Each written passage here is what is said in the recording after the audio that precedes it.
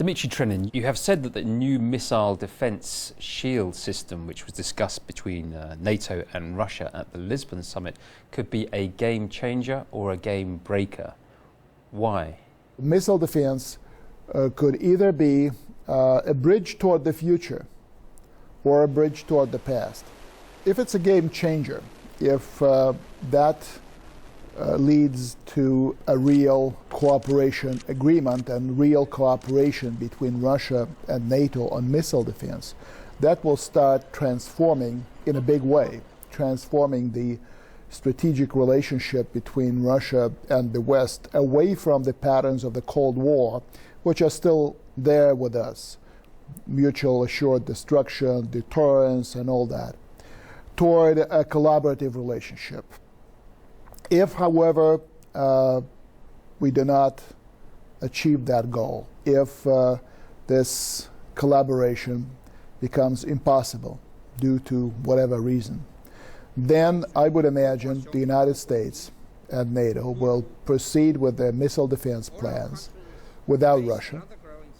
And Russia will have to take that into account. And Russia will have to do something to preserve its national security in the old way. But thinking about NATO and the United States like they used to think about the West in the days of the Cold War. Are not small, gradual steps in improving the NATO-Russia relationship, such as has happened in Afghanistan, in agreements about helicopters and transit routes, are not small steps like that just as important as the major steps, such as missile defense? Well, I think that small, gradual cooperation is important. And big steps forward should not undermine efforts leading to small improvements every step of the way. Having said that, back in the early 1990s, many people were enthused about Russia's cooperation with NATO in peacekeeping operations in Bosnia. People talked about that being the model. Now, the model in Bosnia did not survive the crisis in Kosovo. So there is something that can be done incrementally, but this does not nullify the importance, or this does not nullify the importance of big things, of real breakthroughs. Without a big breakthrough in the relationship, the danger of sliding back is very real. How fixed do you feel that the positions in Russia and the West are, looking, for example, at the political situation in the US and also to a certain extent in Russia? How much do you feel there's a unity of voice on each side? Domestic politics and strategic discussions could play a significant role in international relations. I very much hope that domestic politics does not kill the New START treaty, because I think it's certainly in the interest of the United States, it's certainly in the interest of Russia, and it's clearly in the interest of the international community that that treaty is ratified, and that the way is clear for more cooperative agreements in arms control and in the various spheres of security collaboration between Russia and the United States.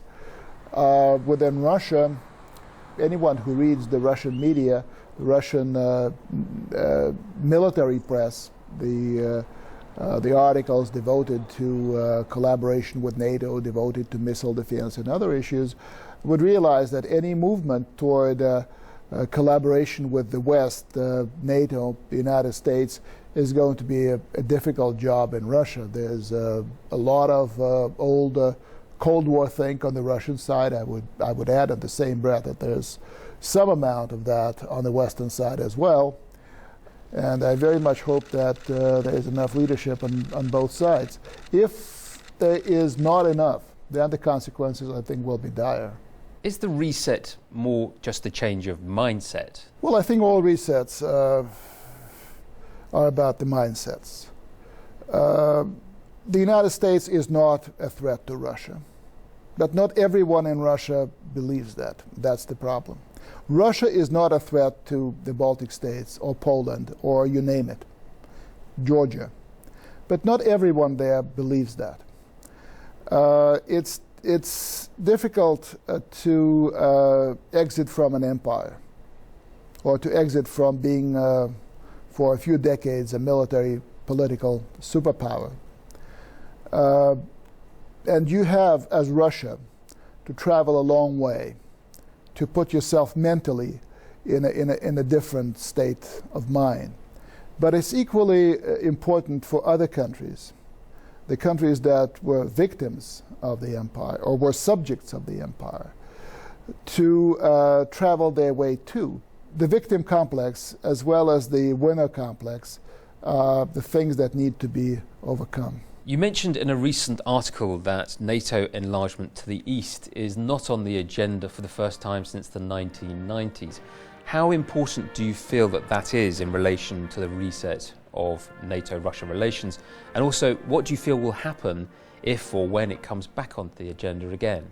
What it does to the Russian thinking, it relieves them of the specter of NATO enlargement all the way to the Russian borders. And again, you can discuss at length that this does not present a threat to Russia, that Russia should not be concerned about that.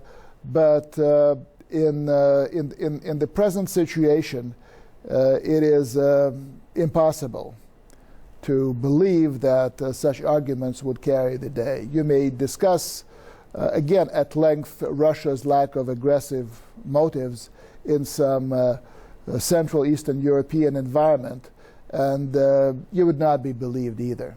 The fact that Ukraine is not moving toward NATO, not because of any deal concluded behind the backs of the Ukrainian people, but because of the domestic politics of Ukraine and because of the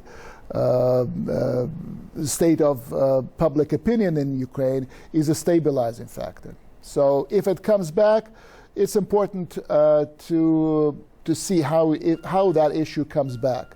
In Georgia, the bulk of the population and the bulk of the Georgian elite are in favor of NATO membership. However, the Georgian issue is encumbered by the two conflicts in Abkhazia and South Ossetia, and it's clear that Georgian membership would bring in those two running conflicts, basically a state of war that exists there, to the alliance. And this is not something that the alliance would consider, in my view, at this point. So it's important to see under what circumstances these questions come back, if they do come back. Again, if the bulk of the Ukrainian people is in favor of NATO enlargement, there is no force in the world, and certainly not Russia, that will be able to stop it.